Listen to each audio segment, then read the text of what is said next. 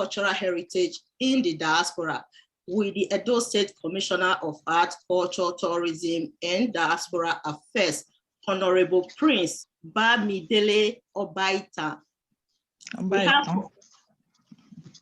We have 4 panelists on the program today.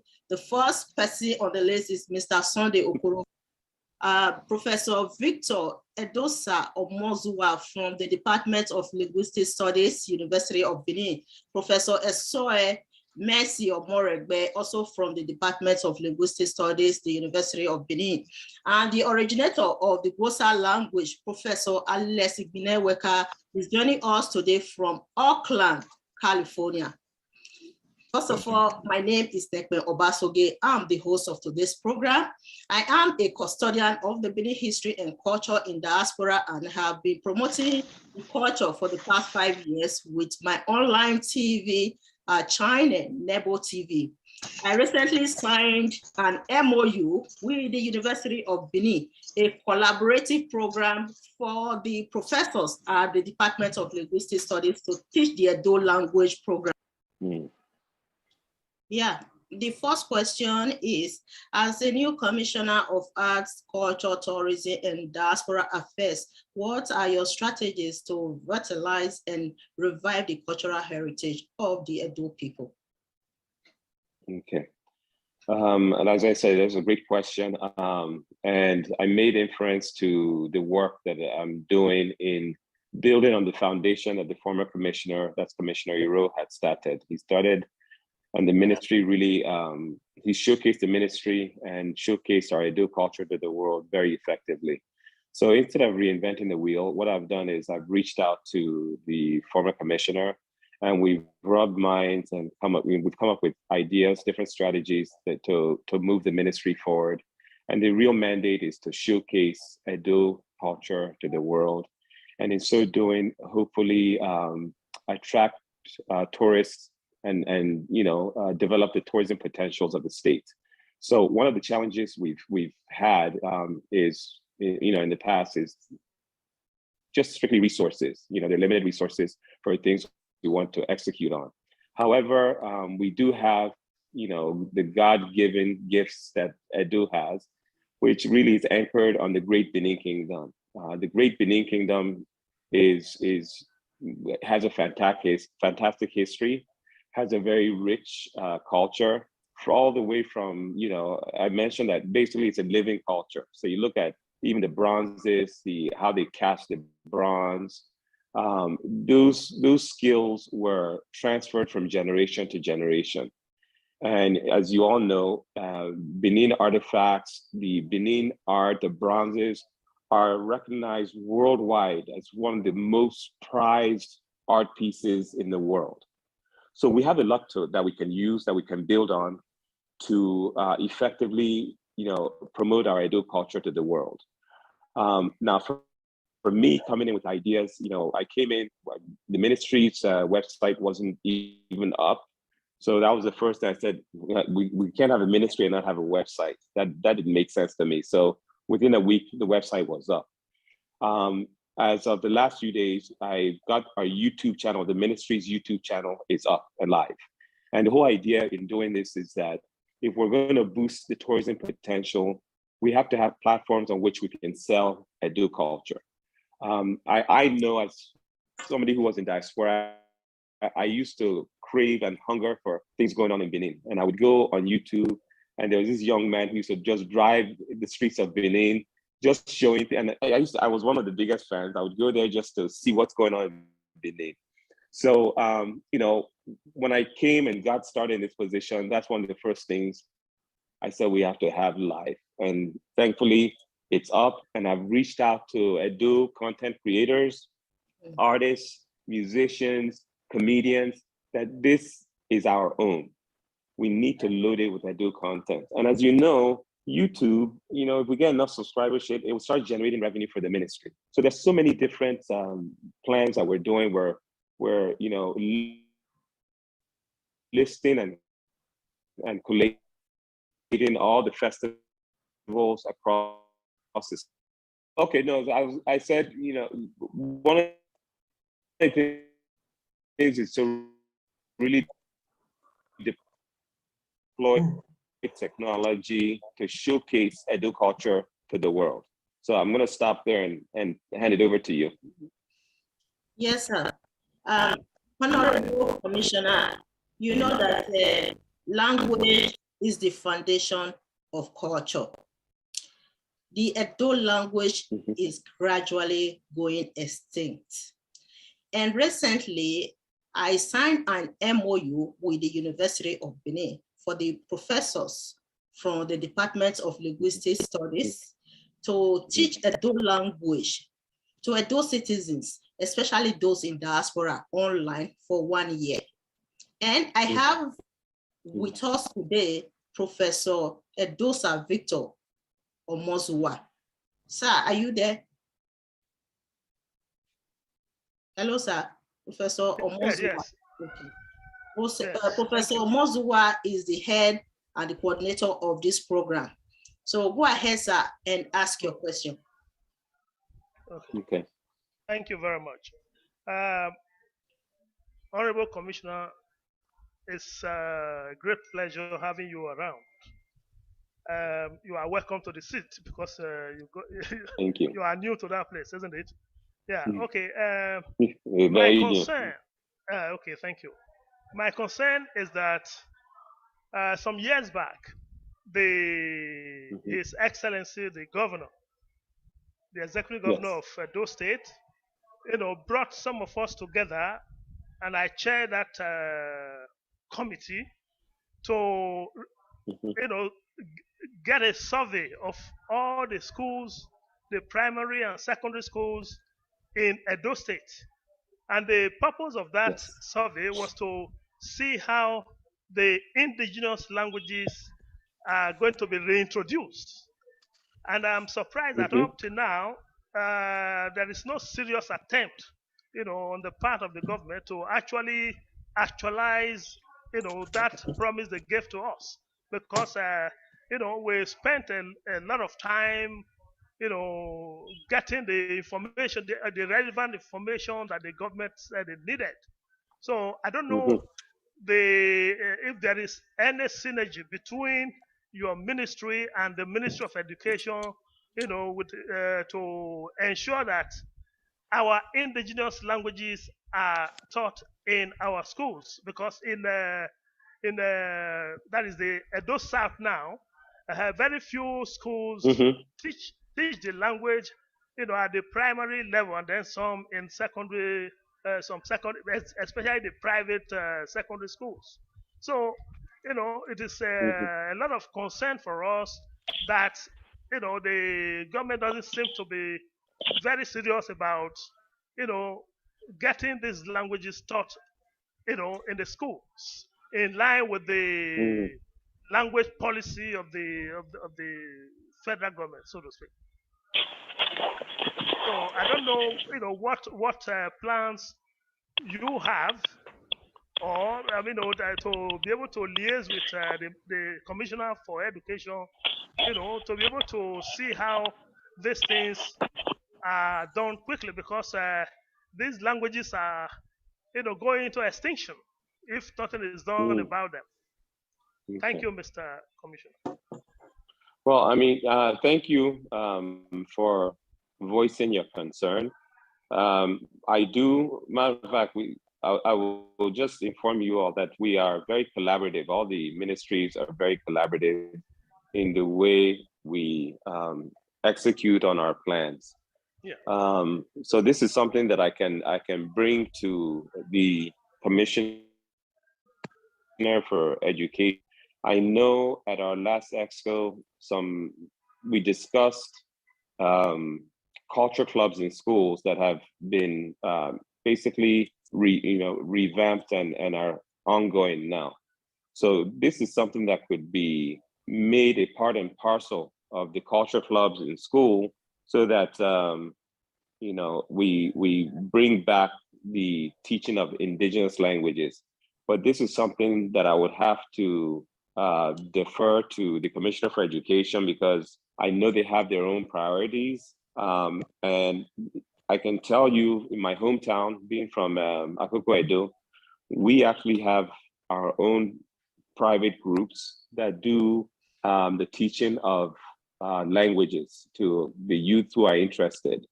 And then I know of people using technology to reinforce our indigenous languages. For example, there's a lady that developed an app that teaches Yoruba, so see, I think we need to be innovative in the way we approach this issue.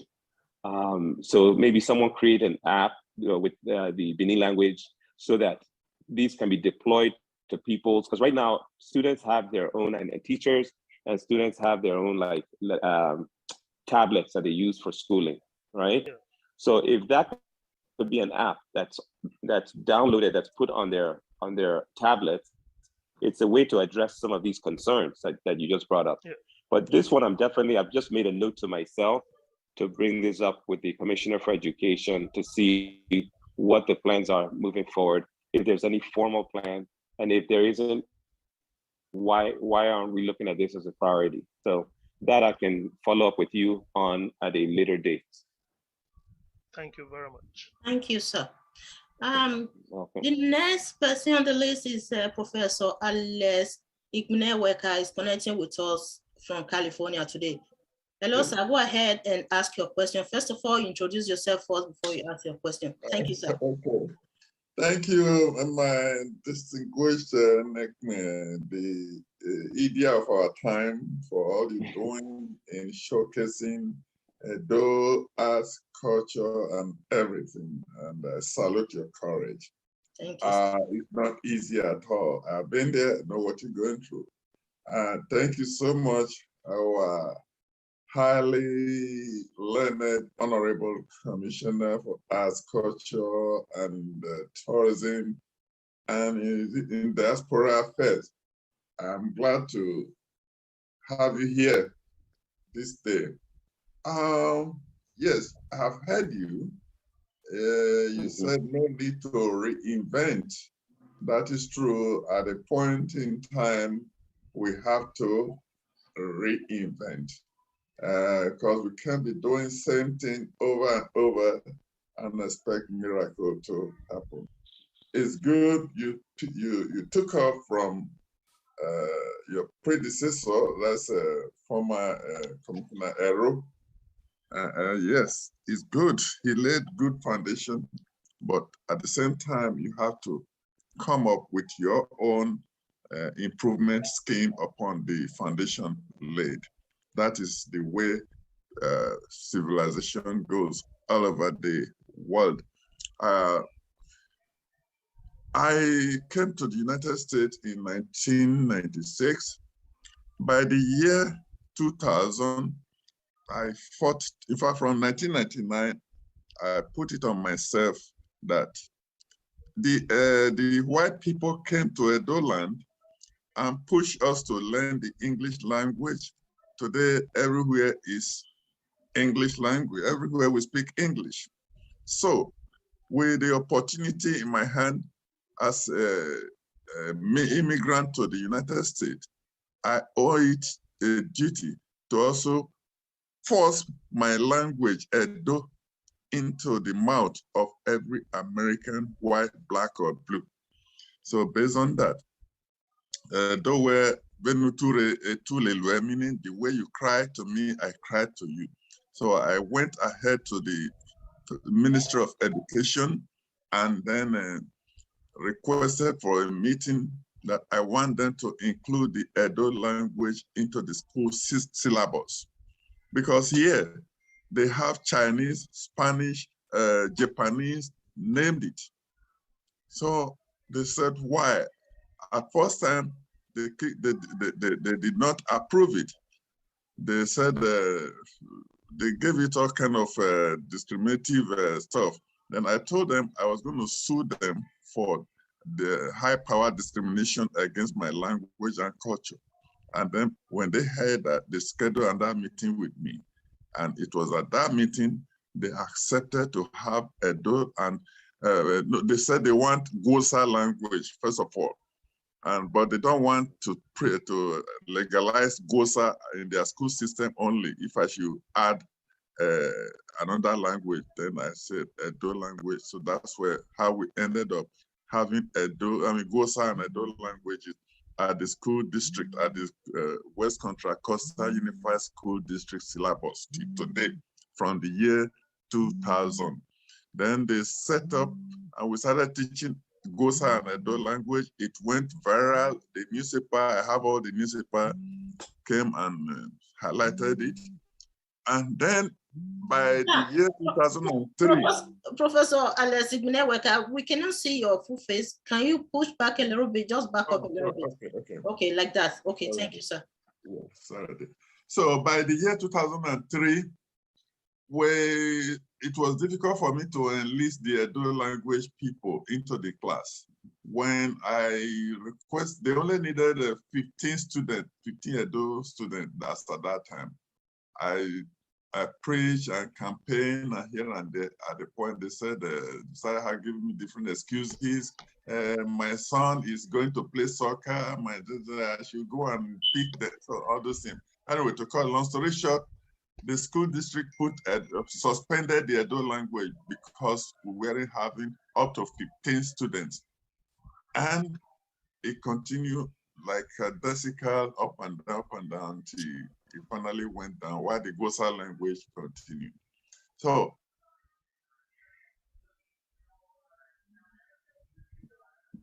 you're muted. Sir, you muted Prof, yourself. you're muted.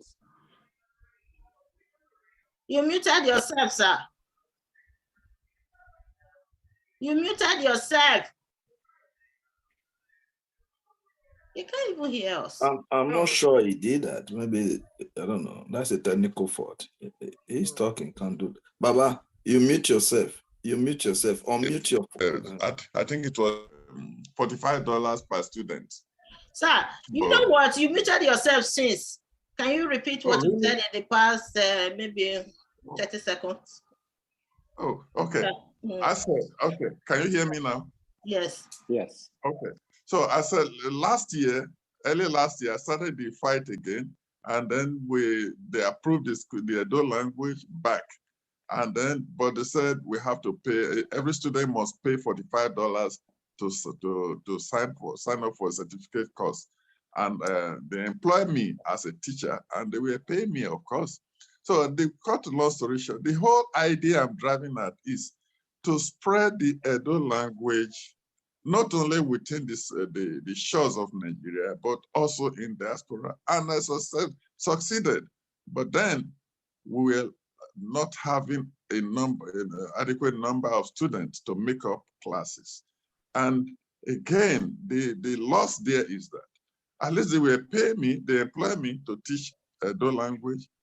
My idea, my vision was Edo State could use that as an avenue to bring people to come and lecture Edo language at the school at the international level, like in California. But unfortunately, I did not get a backup, and that's how we are right now. It's been under suspension from the school syllabus, pending when we have the students. And once we have the student, they are ready to pay the teacher, and which is a very big opportunity. Those state Ministry of Education as culture, and you can push it up, and then we can make income from there, both to the ministry, to individual, everybody from Edo State. This is a big opportunity other ethnic groups do not have, and I made it possible. But then we are our people. That is food for that. And then with regards to we in diaspora, we need to feel you more here abroad. And I don't know how we're going to go about that. Maybe, I suggest maybe we can have a Edo State Diaspora Day in which we think of a program, and then you, the Honorable Commissioner, can be the guest of honor and come address us, and then we come up with something. I know the ENA Edo National Association worldwide, they are doing the best, but that is not enough. We have so much. ENA, I don't want to interject, sir. ENA is not about culture. No, I know. It's not about the culture. So you are proposing a cultural event right now for the Honorable Commissioner. Yes. Yeah. I just mentioned that by galvanizing all the Edo indigenes together every year, that's what I mean, not a cultural, just like a celebration. But for all the Edos, I always suggest maybe we have a day set aside, maybe we can call it Edo State, in the Edo State Diaspora Day, and then we think of a laudable program to bring up everybody. We need to feel you. We can also do that. We have so much artifacts back at home in Nigeria. We need to have those artifacts exported to Europe, all over the world. Sir, can you just reserve the rest questions so that the commissioner can answer you? You have said a lot, so otherwise we will forget some of the questions. Go ahead. I'm sorry. Commissioner, go ahead.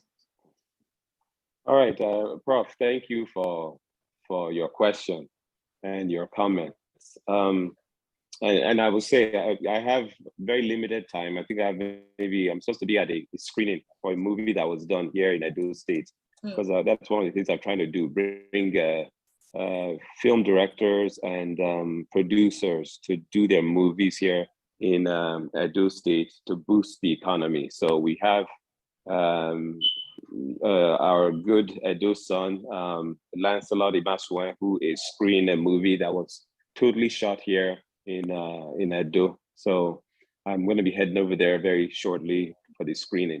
But to address your question, your concerns, I commend you on the initiative you took to push Edo languages or Edo language within your community there. However, I could have told you that it wouldn't, the demand wasn't there in the first place. You were pushing. It wasn't as if there was a demand that was the driving force.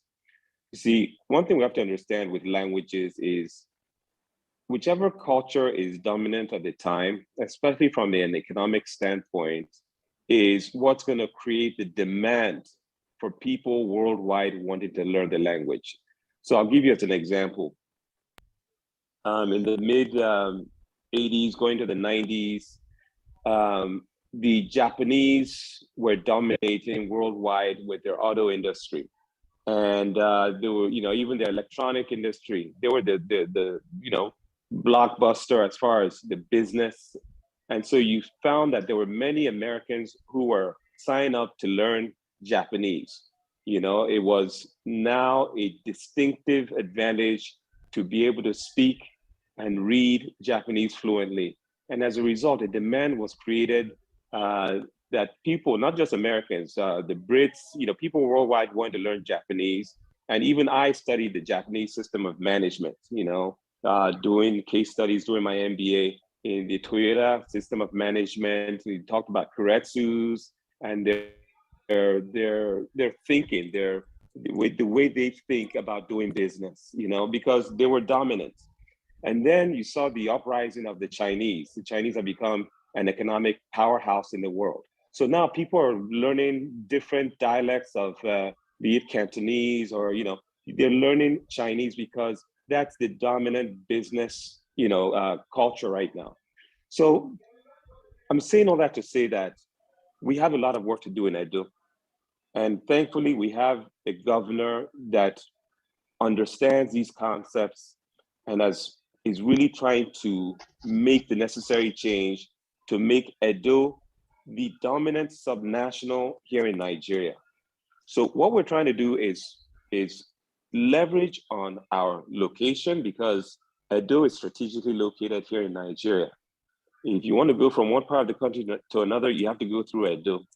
So, we're talking about all the things he's putting in place, be it, the museum, hopefully we get our artifacts returned and our artworks from all over the world returned.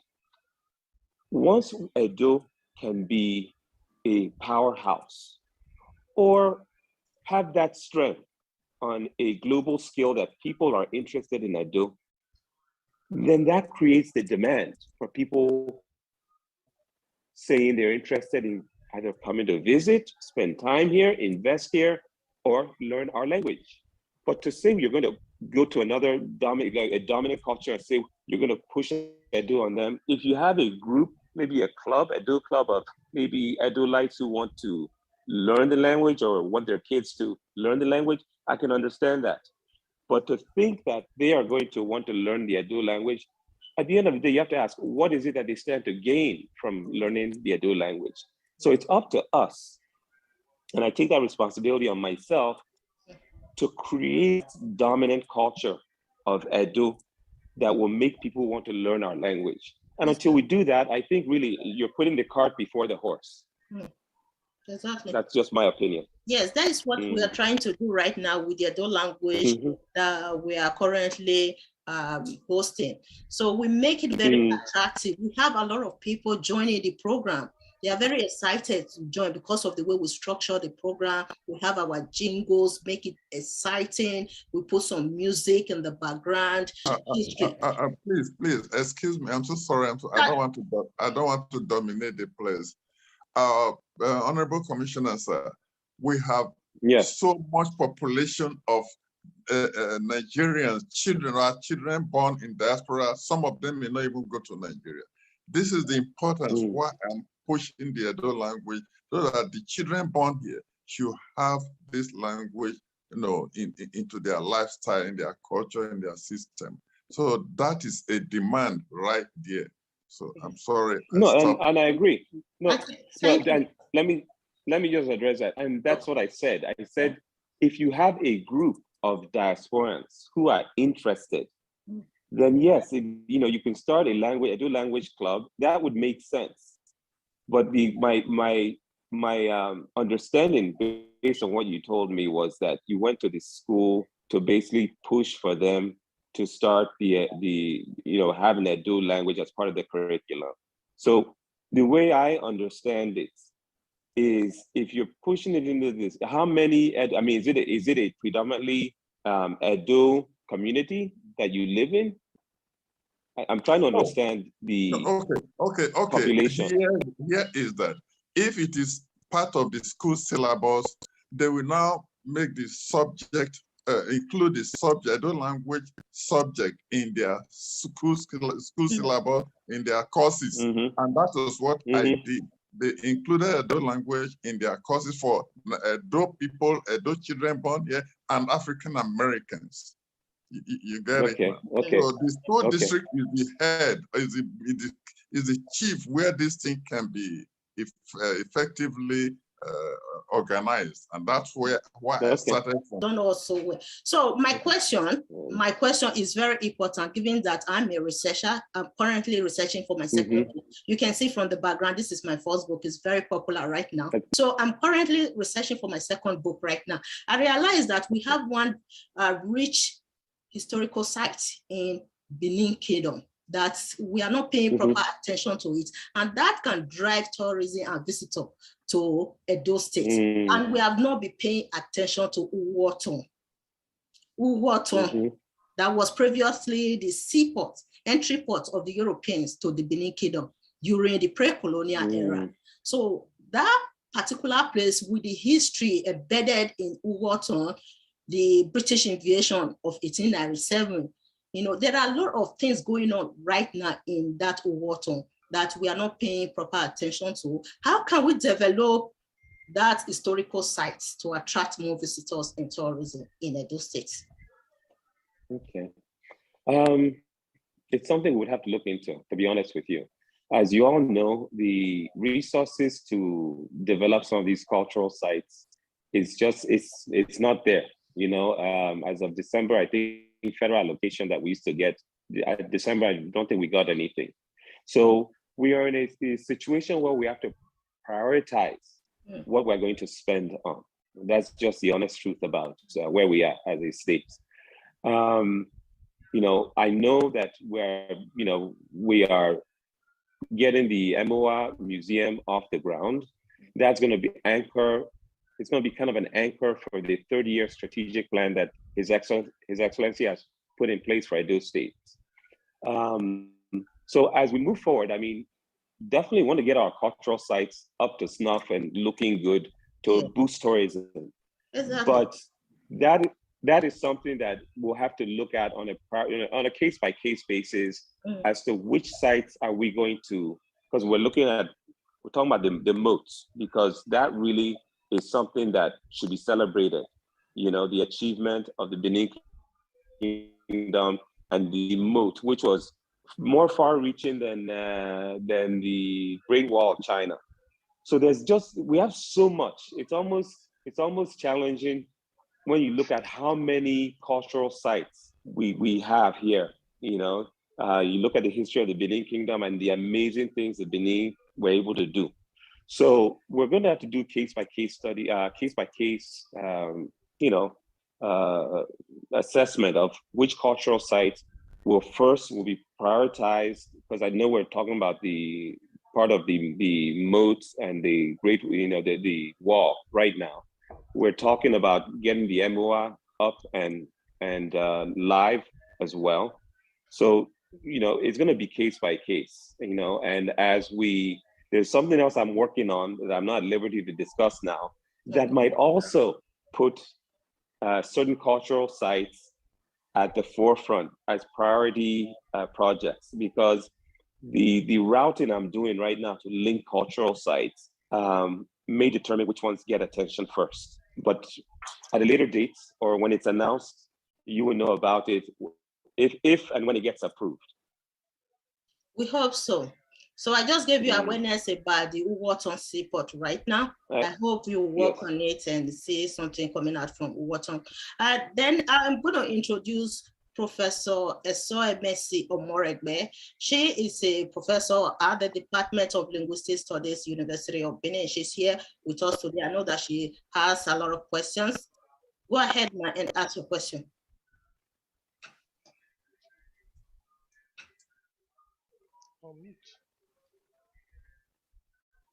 She's muted. Mommy, you are muted. Professor, you are muted. Are you hearing me now? Yes. Yeah. Yes. Okay. The Commissioner, sir. You are welcome. How are you? Thank you very much. I'm fine. Oh, thank you. We thank you for coming on board. You know, we need language to assess our culture. Thank you. No doubt about that. But it's very disheartening to know that the Edo language does not have a uniform writing system. Edo has come of age, you know. You confirm that the very important status of Edo when you were talking about the work of the governor, the position of the governor concerning the Edo language. So there's no doubt about that.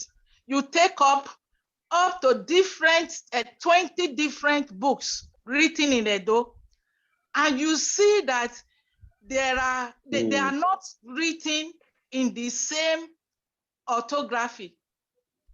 It is very disheartening. And so we came together some time ago to start a crusade to make sure that we have a uniform writing system for the Edo language. So my question is that how can you help us to realize this dream of getting a harmonized standard writing system for the Edo language? How can your office help us to realize this dream? Because Edo has actually come of age. If you look at Yoruba, Igbo, and other languages, they have a uniform writing system. Though they have varieties, they have dialectal variants. They also have a standard form. So Edo should not be an exception. How can we get a uniform writing system for Edo? Then the second question has to do with the dressing form of the Edo people, especially the female folk. Is it not very disheartening to see that our female Edo people are dressing in a very funny form, to use that word? Now, most of them are almost half naked when they dress. This was not the way it used to be in our old Edo society. How can your office help us to make sure that this issue of dressing is corrected? Thank you. Okay, thank you for these questions, Prof. When you talk of the uniform writing system of Edo language, now you know Edo has many different languages, so we have to be very specific. What you know, since I'm not a linguistics expert, Yes, what I would suggest the is Edo the I'm people talking who about have the experts. the Edo language of the ancient Benin Kingdom. The Edo, many people usually, when we say Edo, they usually think about Esan, Esako, and even your language. We are not talking about, we are not talking about Edo-related languages. We are looking at Edo of the ancient Benin Kingdom. The Edo on these Edo-related languages and called all of the Edoid languages, just to remove the ambiguity in the term Edo.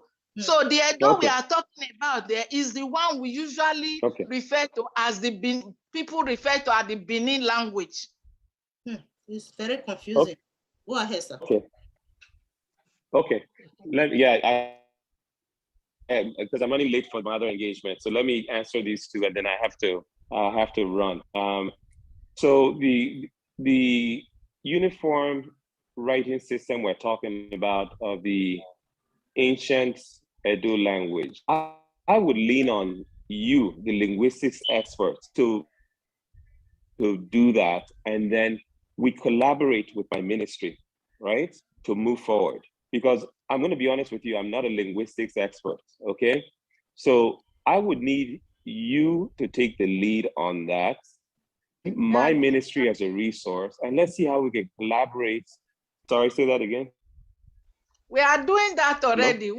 We are just asking how you can support us to do that, how you can collaborate with us to do that, to make sure we realize our dream of getting a harmonized writing system for Edo. Okay, and that's what we're here for. So what I'm saying is, bring, what you have, the research you've done, and then we sit down and, formulate a way forward, because that's what we're here for. We are basically kind of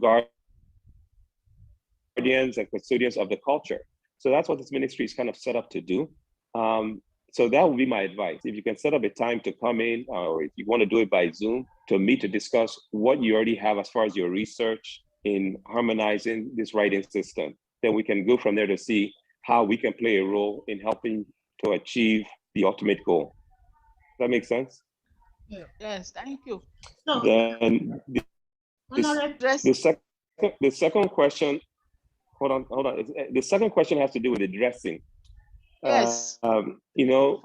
Dressing is a personal choice, but to your point, the Bendel that I grew up in is very different from the one I have come to find. And I've spoken on this severally, to the point that I think we've deviated. What we accept as norm have definitely changed. I don't think it's just an Edo thing. I think it's a worldwide challenge. Traditionally, our culture is quite conservative, right? So, and you always have that generation gap where parents are saying, "Oh, that dress is too short, those jeans are too tight." So it's something that we need to, I've even suggested a department of reorientation, the vices that I'm seeing in our society today. So if you go and look up Edo culture, so you'll be surprised at what you'll see on the internet: Yahoo, fraud, prostitution, drugs, trafficking. That's not the Bendel I grew up in. And so it's something we really do need to take a serious and hard look at. How can we bring the behaviors that may include dressing, that may include criminality, fraud? How can we bring course correct to our true Edo morals and values?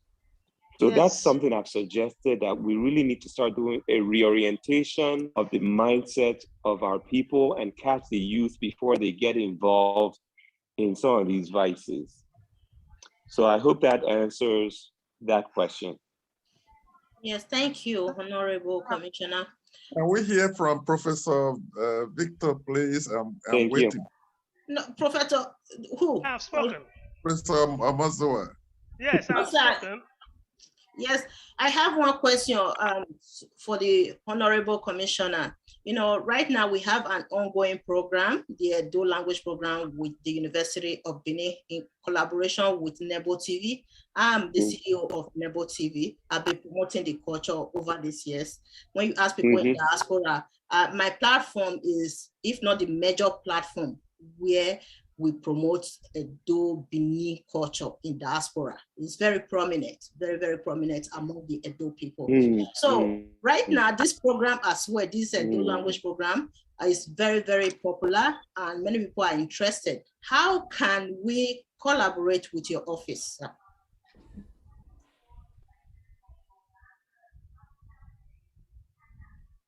Well, I think we already started. You know, you've been generous enough to give me this platform to speak to Edolites worldwide, and I truly appreciate it.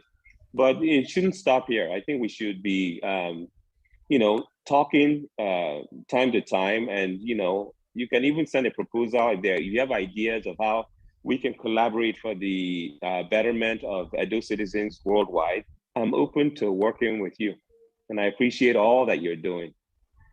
Thank you, sir. So I think our brother is here from the United States as well, Mr. Samson Ezoba. Go ahead, sir, ask your question. Thank you, my sister Nekbe. Welcome, my brother Bamidele Obaitan. Thank you so much for accepting the position you are in. I have a very quick one to think through. I heard and I was happy that you said something about MOA, which has to do with the museum. We in diaspora, we are very much interested in that project because that was one of the cardinal areas that the governor really campaigned with. Though you were not there, you already campaigned. So, the site has already been cleared. Work is ongoing. I even met with the Horticultural Society of Edo State as far as the vegetation, the landscaping that will be done. So yes, it will be completed. All the other noise that you're hearing, just put that aside for now. Let's focus on building MOA, getting our artifacts back, and knowing that we have an anchor to boost tourism in our state. That is what is important. So let's stay focused on what's important, okay? Thank you. That's good. No problem. No problem. We have Mr. Okoro is joining us from the United States today. Mr. Okoro, can you ask your question, sir? Madam, you are about to leave. I will have to get off soon because I'm running late for the event. It started 15 minutes ago. Honorable Commissioner, you not have from Professor Mozoa, please. No. I have spoken. Okay. Prof has spoken. Who else do you have? Because I'm just saying I need to get on the road. One person left. Okay. One person. Mr. Sunday Okoro from the United States. Sir, go ahead and ask your question because the Honorable Commissioner. I wish to thank the Honorable Commissioner for the good work he's doing in the state of Edo.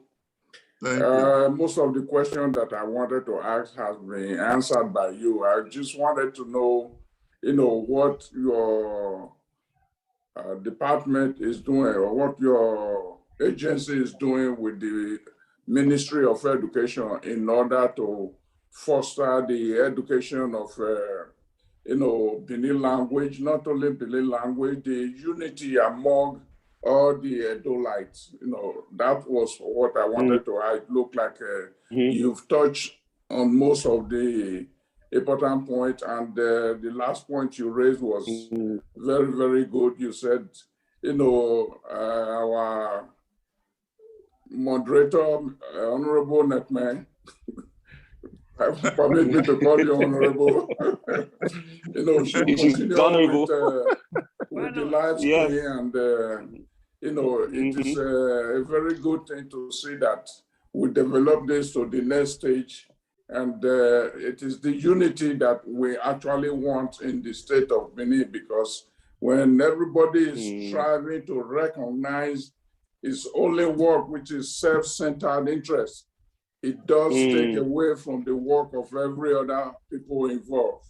Yeah. So I thank you very much for coming, and with your busy schedule, you have been able to come, and we look forward to you coming more on the program. And thank you.